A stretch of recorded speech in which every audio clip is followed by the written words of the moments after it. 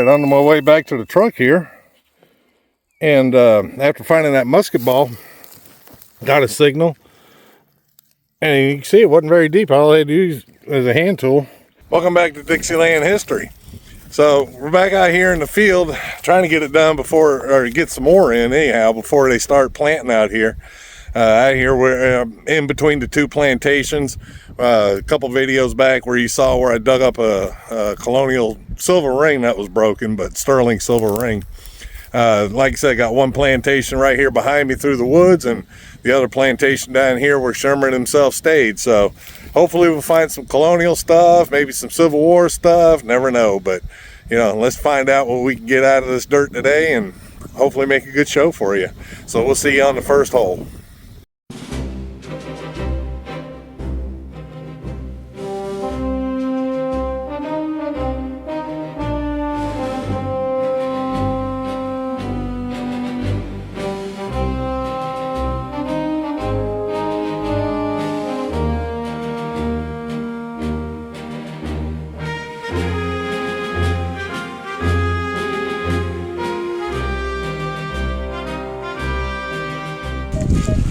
So here we got a 64, 65.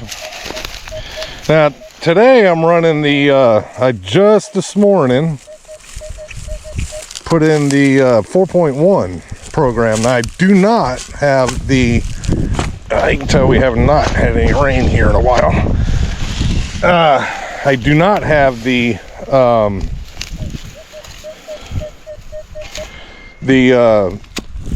HF2 coil. I've heard too many bad things about it. I'm sure somebody watching the video tell me how good they've you know had with it, and so on and so forth. I don't know. To me right now, it just doesn't seem like something I really want to get into. But I don't have the stereo speakers or headphones yet either. So, boy, that dirt's dry, isn't it? Yeah, it's still down in there. So we'll try it out with the 11-inch coil. I got the 11-inch on today, and see how well it works. Probably going to end up playing with it some more, you know, as far as my own settings, things like that. Got it out, and just kind of see how it goes from there. Who knows? Might be able to find some good stuff with it. That it. There we go. Looks like we got some sort of bullet. See if it's modern or not. I think it's modern.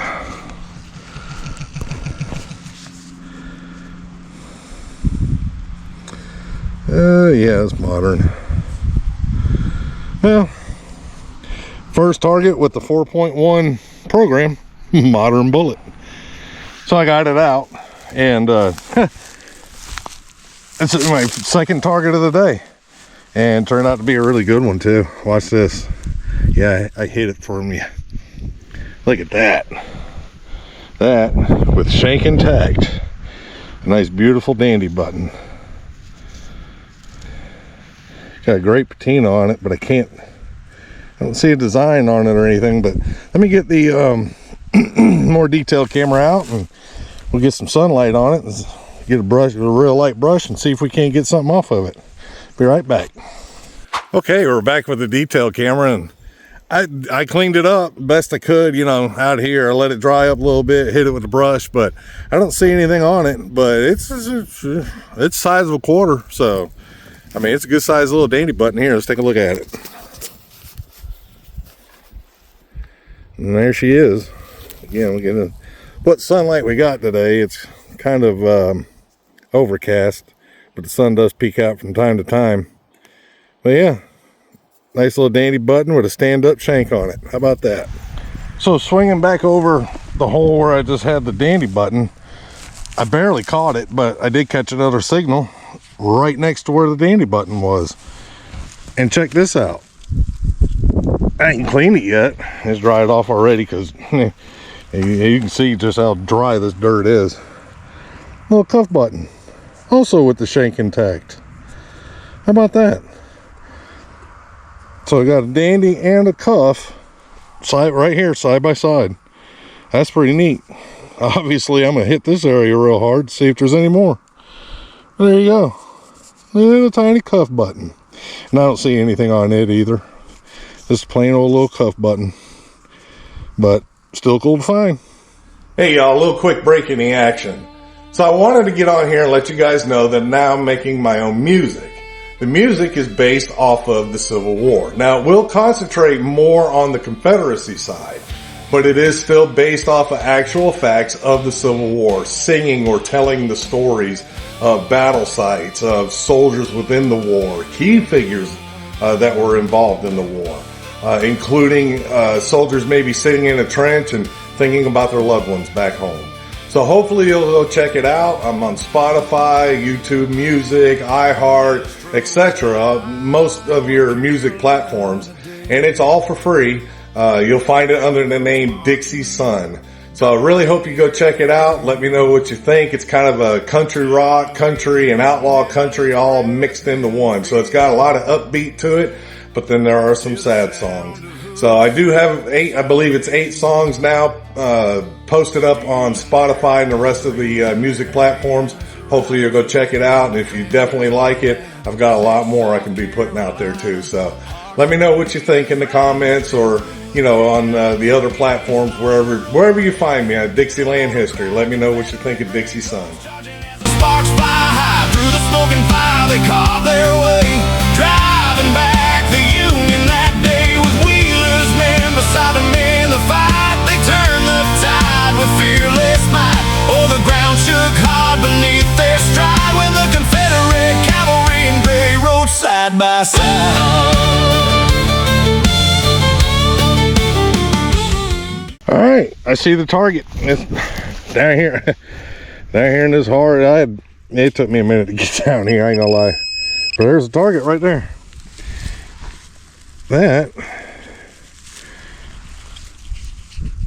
That's a Spencer casing from the Union Army. Oh, it's cracked right there. I know I didn't hit it, but sure is. Rimfire Spencer cartridge. So I'm glad to get that.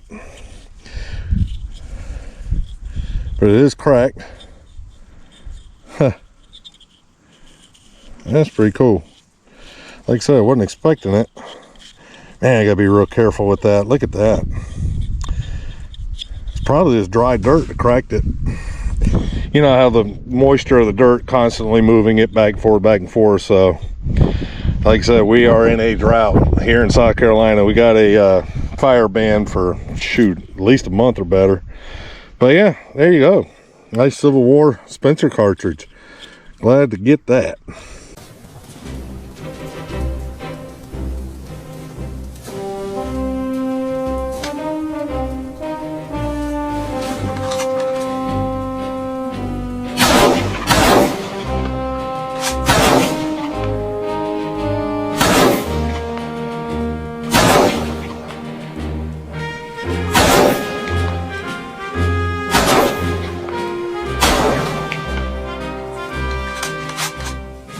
So as I said before in previous videos, here at this particular location, permission, like I said, the permission, it spans out pretty wide. He's got a lot of property, and a lot of it or all of it belonged at one point to the plantation. So, and it goes back to the early 1700s.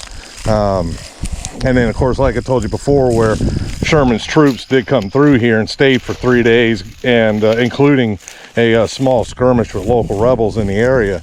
And the reason that they would Civil War soldiers, really from both the Union and the Confederacy, would go to plantation houses, would be, really for strategic reasons, logistical reasons, medical purposes. Because like I told you, that the big house, Sherman's troops Sherman and his troops turned it into a makeshift hospital, a field hospital, to try to get some troops healed up. And then again, when they had that skirmish and captured some of the Confederate soldiers, they brought them over there to heal them up before marching them up north, to put them in a prisoner of war camp. You know, plantations, I mean, you know, they provided massive sturdy structures for housing troops. You know, get them out of the elements. So it's like today, you could probably hear it. It's kind of windy, not cold or by any means, but you know, it's a little chilly, I guess. You know, but it wasn't just for the wounded. I mean, it was for the sick as well. And you know, with the Confederate troops, like I've mentioned before in the past, most of the troops that came through here for the Confederacy at this point in the war, because we're, you know, one or 2 months away from the end of the war, you know, a lot of them were. So I had to switch to the other camera because, yeah, I'm dumb and I forgot to charge my GoPro and it just died. But as I was saying, you know, they would, you know, help get the sick healed up. And so like with these Confederate soldiers that were here, they were either 18 or younger or 55 and older. You know, these were the men that were fighting up in, you know, to try to protect the area and late in these stages, because all the, you know, abled men of fighting age was in other states, you know, Virginia, North Carolina, just everywhere, trying to, you know, fight in other states. And then, you know, I kind of depleted the fighting aged men here in South Carolina. But again, you know, they would also go to the plantations, because a lot of times the plantations were on higher ground, and so that, you know, that would give them a strategical point, you know, being on the higher ground, you know, if they were to come under attack. But also too, if, you know, heavy rains, they're not going to get flooded out, right? Who wants to sleep in a water tent? I've done that and it sucks. But you know, they would forage for food, you know, whatever supplies, whatever they couldn't keep, they would destroy. You know, they would kill the livestock if they couldn't take it with them. You know, it just, you know, any kind of supplies, whether it be medical or clothing, anything like that, they would destroy it to make sure that the Southerners could not help supply the Confederacy with what they had at their house. And then also too, slave labor. Believe it or not, you know, like I said before, a lot of people seem to believe that, you know, the North was totally against slavery, and they weren't. They would actually go and take some of the slaves off of plantations and then use them as needed in the battlefield, basically as slaves. So that's a little bit of history on why they would go to a plantation house and you know, confiscate it for however long they needed it for. So kind of 89, 90, 91 right here, dead center of the hole.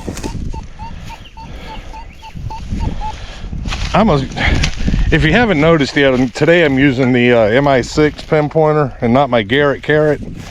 I absolutely cannot stand these MI6s. I just don't think they find stuff as quickly, I guess, as a Garrett Carrot.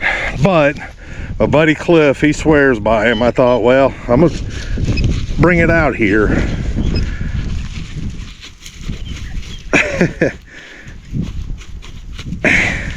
Yeah, nothing. I got one little beep right there, and which is in the center of the hole. So I'm gonna cut this off, and I'll turn it back on whenever I dig that out, no matter what it is. But yeah, I just, if you guys like the MI6, great. This is, you know, more or less my backup, but I'll be right back and see what this is when I get it out. Okay, got it out in the hole. That's a 94, 95. I don't know if I'm liking that all too well. Let's see if this stupid thing here can find it. Oh, there it is. Old bottle cap. But, you know, and the thing is, I only took one more scoop out of the hole to get this out. It's not like I had to take 4 or 5 of them out of there. Again, I'm not crazy about this pinpointer, but I thought I'd give it a shot because old Cliff Conger tells me I'm, you know, need to get used to it. But there you go, piece of trash. That's all it was. All right, here we are with the 80, 81, 82. Like I said, using that the new 4.1 update. Now, I came from the 2.0. That's what I was still using. And now going with the 4.1. So with the 2.0, that is a 3-ringer bullet. Most days. I mean, I guess it could be a coin, but I mean, when you're out looking for Civil War stuff, that's a 3-ringer. So I'm gonna dig it up, and well, I'll come back, see what it is. Hopefully it's something good, and hopefully that pinpointer will find it. We'll see you in a minute. All right, here we go. I got the plug open. Well, I found that pretty quick. Oh, I see something green. I see something green. It sounded like there were 2 signals in here now, though. Look at that. Another bottle cap. So chances are that's what a wink.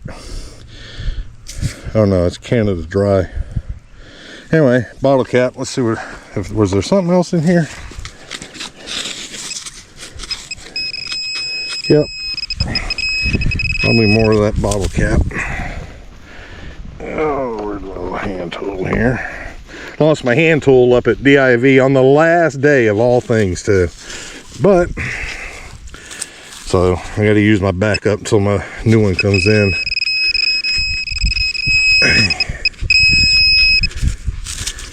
I hear something. Oh, look at there. Huh. 3-ringer. Yep. Man, boy, that dirt's caked on there. But yeah, look at there. So I had a 77, 76 here, bouncing between 77 and 76 here in this hole, and I got it out, and it's right there. Look at that. That is a button, and I believe I see an eagle on it. Yes, sir. Yes, ma'am. Yes, y'all. Yes, Dixielanders. Look at that. Got a nice little eagle button, coat button. And I have to clean it up. Pretty sure it's just general service from the looks of it. Yeah, I'm pretty sure it is. Anyway, I'll clean it up and see if there is a letter in there, but looks like an eagle, general service eagle button. Look at that shank sitting on there. It's a little bent over, but hey, it's still on there. So Major General Wade Hampton was from here in South Carolina. In fact, he was from down there in Charleston, not far at all from where I'm originally from. He was born into a major plantation, a very, very wealthy plantation, more of a dynasty, if you will. His father, who was Colonel Wade Hampton II, was commissioned colonel during the South Carolina militia during the War of 1812. So he fought with Andrew Jackson. He was an aide to Andrew Jackson, in fact. And Wade Hampton's grandfather was Brigadier General Wade Hampton, who fought in the Revolutionary War. So the Wade Hampton family, yeah, they were well versed in war tactics. That's what made Wade Hampton such a good general fighting here in South Carolina. But like I said, he was in charge along with General Hardee in trying to slow down, delay, and skirmish with Sherman's troops. Now, you know, this was towards the end of the war, so a lot of your supplies for the Confederacy and just really the will to fight just wasn't there anymore. So, yeah, that's a little history on Wade Hampton. Like I said, his family goes all the way back, fighting all the way back from the War of 1812 all the way into the Revolutionary War. So here I had a 67, 68. And I hear that little beep. I don't know.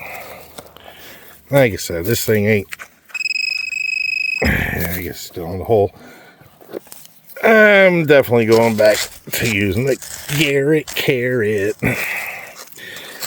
Let's see what the 67, 68 is. I ain't really expecting a whole lot.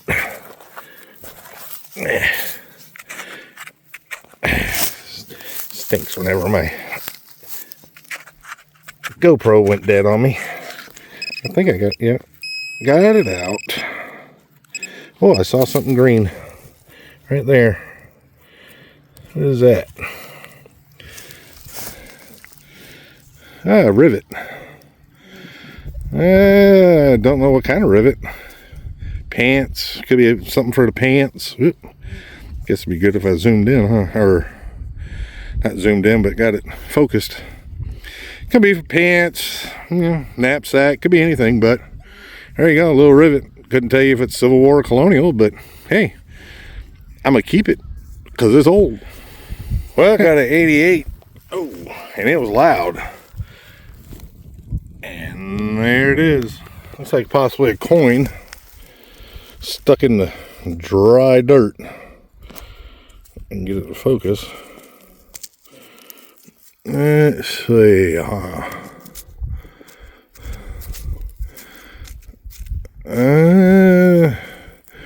Come on, no modern. There it goes. Come on, no modern. Come on, no modern. Uh-oh. Uh-oh. I see a Lincoln. Well, now we gotta hope it's a wheat penny. Let's see here. It is...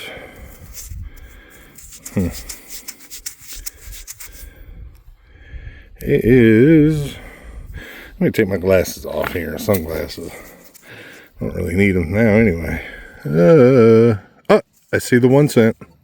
Right there, I see the one. Now I have to clean it up and see what year it is. At least it's a wheat penny. Let's see. I can't tell. I have to clean it up. If you can see it, great. If not, well, it's a wheat penny anyhow. That's cool. That's the first coin I pulled out of this site here.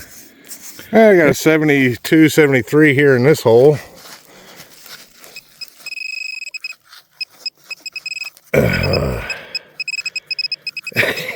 MI6. I swear. Oh, I think I found it. Let's see what it is. Oh, there it is right there. A musket ball. And I'm pretty sure that's Colonial. Too big to be a Civil War musket ball. Oh, I'm sorry, too small. Oh, look at there. I got a little musket ball out of here. It's funny too, because I literally, like 5 minutes ago, was just thinking, man, I'm surprised I ain't found a musket ball today, and there it is. All right, on my way back to the truck here, and after finding that musket ball, got a signal, and you can see it wasn't very deep. All I had to use was a hand tool. Not really sure what it is, but it's hard to see in the. There you go. It's got a leaf pattern to it, and some sort of brass top. I don't believe it was a button, but it looks like it. Two little shank clips right there where it clipped onto something. Don't know if it's some sort of horse tack or what, but that's pretty. Can't wait to clean that up and see what it looks like. Now, hopefully maybe there's some wording or letters or something up here. Kind of maybe give some sort of indication as to what it could have been. If you know if you're watching this and you know, hey, leave it in the comments. That's pretty, but here, you can see the leaf pattern right there. Pretty neat. We'll throw that in the box. That is 79.80 right here. Oh man, boy. It's after 6 o'clock. This is probably going to be my last hole, but I'm going to swing on the way back to the pickup. Yeah, had a good day today. We'll show the tailgate wrap up here in a little bit, but chances are it's to be my last one. I ain't too far from the truck, but at 79.80, I can see it right there. Excuse me. I'm getting tired, losing my voice. Got a 3-ringer, so that's 2 out of here today. Got 2 or 3 ringers, musket ball, the eagle button, and then of course the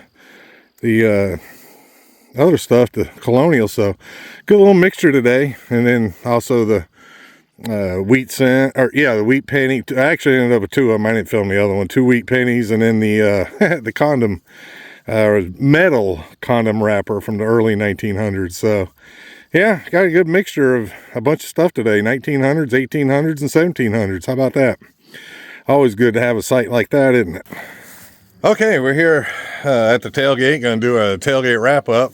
Pretty good day for being out here for as long as, you know, I was metal detecting. Like I said, You know, I've said it before in other videos, and I'll say it again today.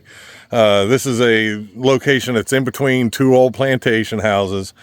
Sherman's troops used both of them, one for a hospital and one for his personal quarters. And so this field, and then there's a set of woods, which I need to try to get permission over there to get in there too, because that's closer to the big house where the hospital was. So it could definitely be some stuff there in the woods. And like I said earlier on, I don't know, one of the holes that I dug, you know, the cool thing about this location is not only you're finding Civil War stuff, but you're finding colonial as well, all the way up into the early 1900s. So you kind of got a mixture of everything. I know a lot of people don't like situations like that, you know, where it's contaminated with different centuries, I guess, of relics, but I do. I just think it's pretty cool because you get to see, you know, there were people here for that long, doing a multitude of different things for different reasons. But like I said earlier, you know, Sherman's troops were in here, Confederate troops were in here, picking little skirmishes on purpose by orders of General Wade and both Generals Wade and Hardee. I'll talk about Hardee on another video, kind of give you his background, a little bit of history about him. But like I said, Wade Hampton was, you know, from my hometown. So, you know, it's always nice to be in the locations that he was in as well, or at least his troops were in, and, you know, hopefully finding some stuff. But here we go. We're going to go over what we got today. And, you know, as you saw, you got 2 3-ringer bullets, the musket ball. Don't know what this is. I did dig it up. I'm going to have to clean it to make sure that you can see where I nicked it there with the shovel. Pretty sure it's modern, but, you know, until I clean it up, I'm not 100% sure. But if it's modern, well, it goes in the trash. I got the Spencer cartridge. That was pretty neat find where, you know, I thought that was going to be an eagle button, but I did find an eagle button after all. And now that it's drying up a little bit more, not that it needed it with this dry ground, I can see that it's just a general service button. Got the 2 colonial buttons, the cuff button and the dandy button. Nothing on the dandy button, so unfortunately it's not a George Washington. So, you know, like most people, I'm still in the hunt for one of those. The rivet, and then the prophylactic container. Like I said, I can't remember the name. I'll get you the name, you know, or you already seen the name anyway here earlier in the video. And then the 2 wheat pennies, one's in 1944. Still can't make out this one here. When I get it cleaned up, hopefully I'll be able to find out. And then, of course, the last find that you saw, which was that, again, this mystery find. I think it's really neat. It's real, you know, really detailed. You know, in this piece, the leaves, they could be brass as well that are just painted, but that's definitely brass there. And then, like I said, you can see the 2 little clips here where it clipped onto something. So, you know, who knows? Could have been an award. It could have been something that went on horse tack. Could have been anything, but that's pretty neat. But that's it. So, appreciate you watching Dixieland History again. If you like what you see and like learning a little bit of history while, you know, out metal detecting, looking for history, you know, give us a subscription, subscribe to the channel. You know, it's free, ain't gonna hurt nothing. But, you know, that's me. I enjoy finding history and talking about history, so that's what you'll find in my videos. So, till next time, we'll see you again. Appreciate you supporting Dixieland History.